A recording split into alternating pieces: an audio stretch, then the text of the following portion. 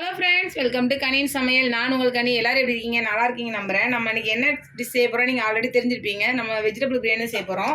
பாருங்கள், ஆல்ரெடி செஞ்சாச்சு. எவ்வளோ சூப்பராக போலன்னு ஒரு அரிசி கூட உடையாமல் நீட்டாக வந்திருக்கு. இது எப்படி செஞ்சு நீங்கள் பார்க்கணுன்னா நம்ம சேனலை சப்ஸ்கிரைப் பண்ணிவிட்டு வீடியோ பார்க்க ஸ்டார்ட் பண்ணுங்கள். வாங்க வீடியோக்குள்ளே போகலாம். பிரிஞ்சி சாதம் செய்கிறதுக்கு அடுப்பு ஆன் பண்ணி குக்கர் வச்சாச்சு. இன்றைக்கி குக்கரில் தான் பிரிஞ்சி சாதம் செய்ய போகிறோம். குக்கர் நல்லா சூடானதும் நம்ம எண்ணெய் சேர்த்துக்கலாம். குக்கர் நல்லா சூடாயிடுச்சு. ஒரு 3 டேபிள் ஸ்பூன் அளவுக்கு எண்ணெய் சேர்த்துக்கோங்க.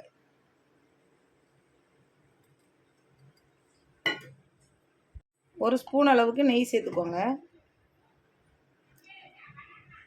நல்லா சூடாகட்டும். நம்ம பட்டை வகைகள்லாம் சேர்த்துக்கலாம். பட்டை, கிராம்பு, ஏலக்காய், சோம்பு, பிரியாணி இலை எல்லாமே சேர்த்துக்கோங்க.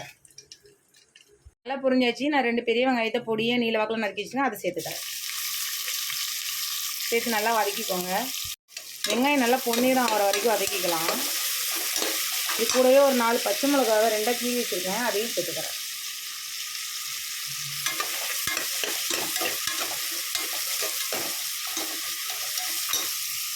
வெங்காயம் பார்த்திங்கன்னா நல்லா பொன்னிறம் ஆயாச்சு.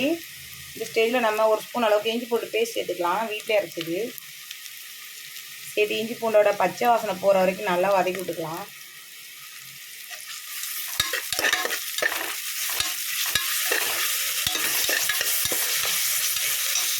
வந்து 2 பெரிய தக்காளி பழத்தை நல்லா பொடியை நறுக்கி வச்சுருக்கேன் நீல வாக்கில், அதையும் சேர்த்துக்கிறேன்.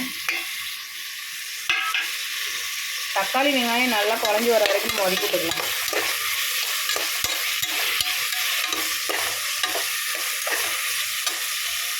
தக்காளி வெங்காயம் நல்லா குழஞ்சி வந்தாச்சு. ஒரு கைப்பிடி அளவு புதினா கொத்தமல்லி எடுத்து சேர்த்துக்கோங்க.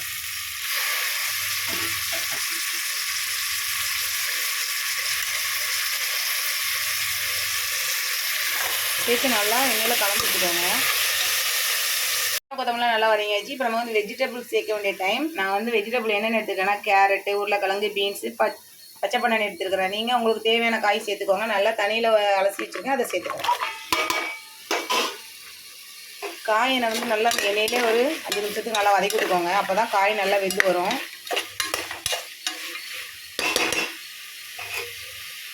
பார்த்தீங்கன்னா காய் நல்லா வேக ஆரம்பிச்சிச்சு. இப்போ வந்து ஒரு 1/4 டீஸ்பூன் அளவுக்கு மஞ்சள் தூள் சேர்த்துக்கோங்க. காரத்துக்கு ஏற்ற மாதிரி மிளகாத்தூள் சேர்த்துக்கோங்க. தனி மிளகாத்தூள் நான் வந்து ஒரு 1/2 டீஸ்பூன் சேர்த்துக்கிறேன். ஏன்னா பச்சை மிளகா நிறைய சேர்த்துருக்கேன், அதனால் ஒரு 1/2 டீஸ்பூன் அளவுக்கு கரம் மசாலா தூள் நல்லா கலந்து விட்டுக்கலாம்.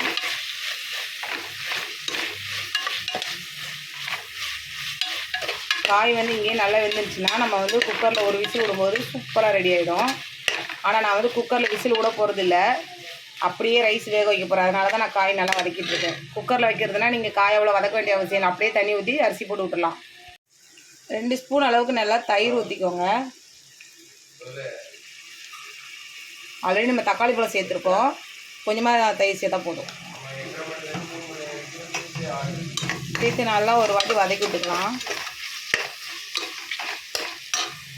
நான் வந்து இந்த டம்ளருக்கு 1 டம்ளர் பாஸ்மதி ரைஸ் தான் ஊற வச்சுருக்கேன். 1 டம்ளர் அரிசி எடுத்தோம்னா நம்ம 1.5 டம்ளர் தண்ணி சேர்க்கணுங்கிறது எல்லாருமே தெரிஞ்ச விஷயம் தான். அதை நம்ம சேர்த்துக்கலாம்.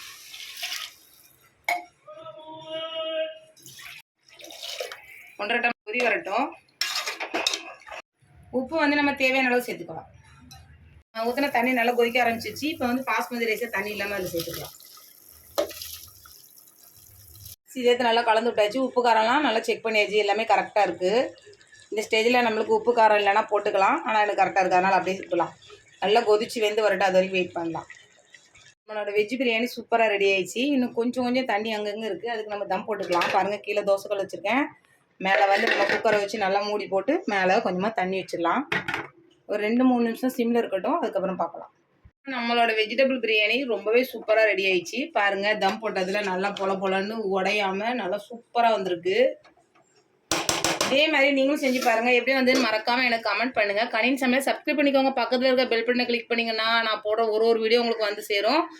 முழு வீடியோவும் பாருங்கள், ஸ்கிப் பண்ணாமல் பாருங்கள். அப்போ தான் எங்களுக்கு கொஞ்சமாச்சும் அவர் ஏறும். ப்ளீஸ், நெக்ஸ்ட் இன்னொரு சூப்பரான வீடியோவில் சந்திக்கலாம். அது வரைக்கும் பாய்.